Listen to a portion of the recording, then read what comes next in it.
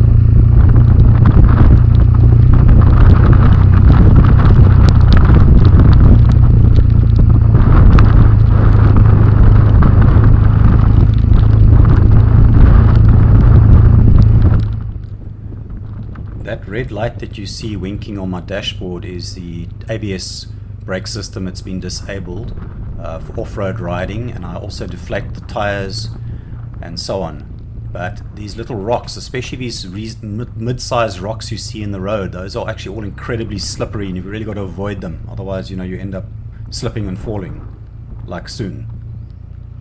And look at the drops on the right hand side. You can see going off the edge here, or if you meet a car coming the other way, if it doesn't stop, you know, you're down the mountain.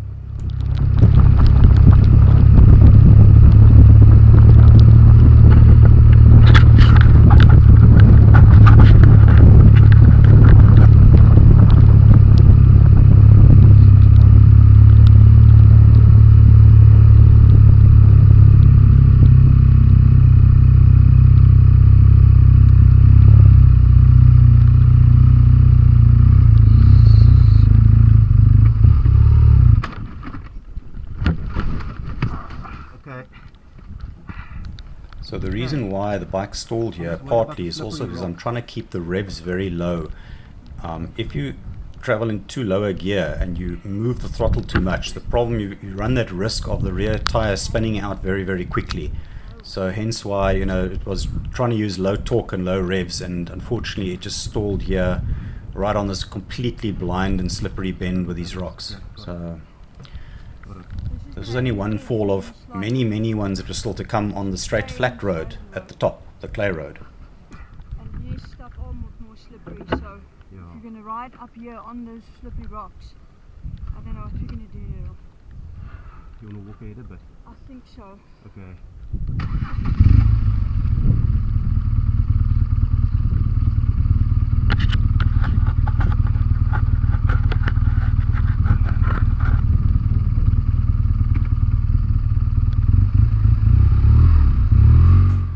Although we're out of sight of each other, we can communicate through our helmet intercoms up to a distance of about nearly 800 meters. So that's why my wife could actually run ahead to some of the corners and then give me directions from there. Okay, get on again. I think you just get off if we've got a tight turn. Okay. Get on if it's a tight turn. I'll stop. The bike is heavy. Eh? I think the bike is heavy with me on it. Yeah, but I can stop if it's a tight turn. Okay. Or slippery rocks. No, but then it's the whole thing of stopping, and you might slide even if you stop. No, but I'll stop before I So I get there. think go on, I will walk at fast pace,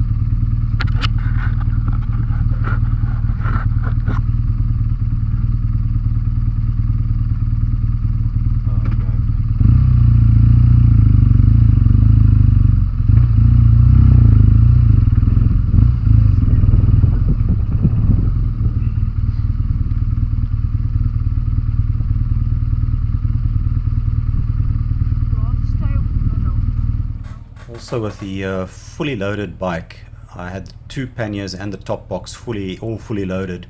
It is easier for me to control the bike still, obviously, if I've only one person up. With a pillion passenger on, it's a little bit more difficult if you need to sort of throw the bike left or right or accelerate quickly or do anything. So hence why also, you know, my wife getting off was a lot safer on those very, very tight bends.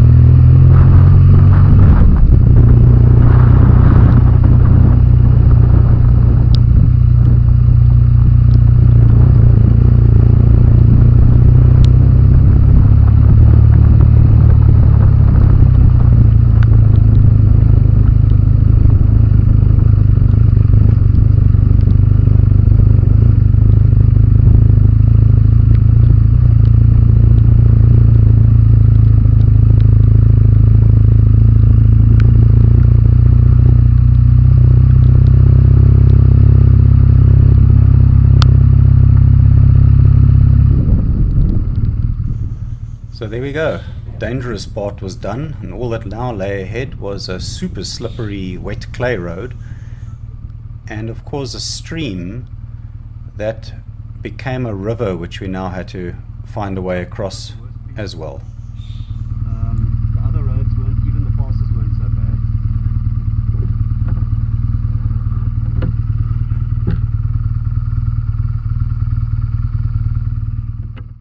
And this is what I need to try across now. And then up the other side there.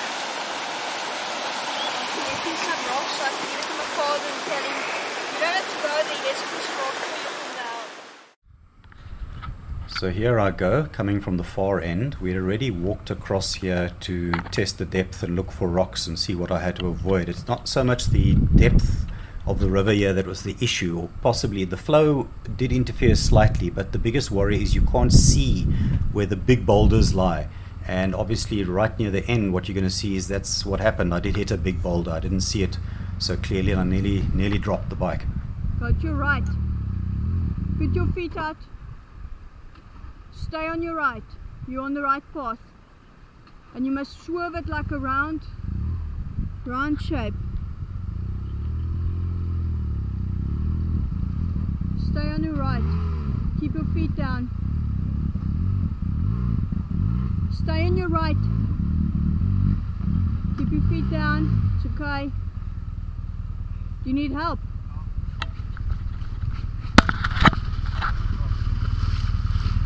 Oh God. Okay. Okay. You're okay.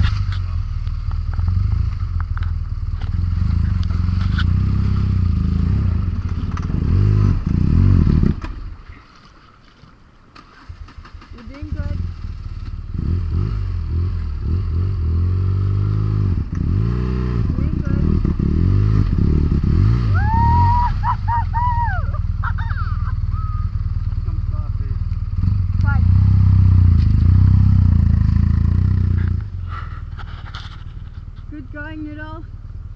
smell something burning, but we didn't fall.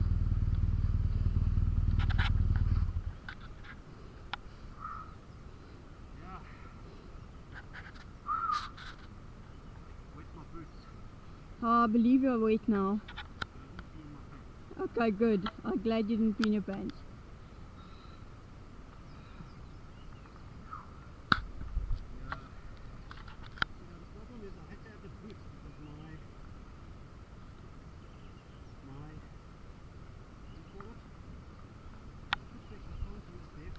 Yeah, no, absolutely not. Okay, it's okay. We survived.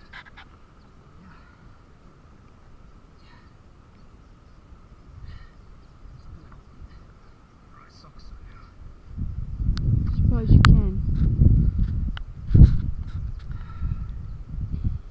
Smile. See, like I said, it was the rocks. Eh? Yeah, The rocks are too big. yeah. That's good. We did a good job. At least my boots are clean.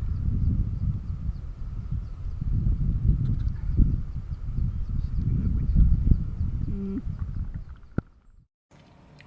And then after a couple of countless falls along that really slippery clay road, we actually managed to get out in one piece, and this is sort of what the bike looked like. This is just emerging out of the other end of the Swartberg Pass. The pass itself obviously a lot better condition and wider and a lot easier to drive.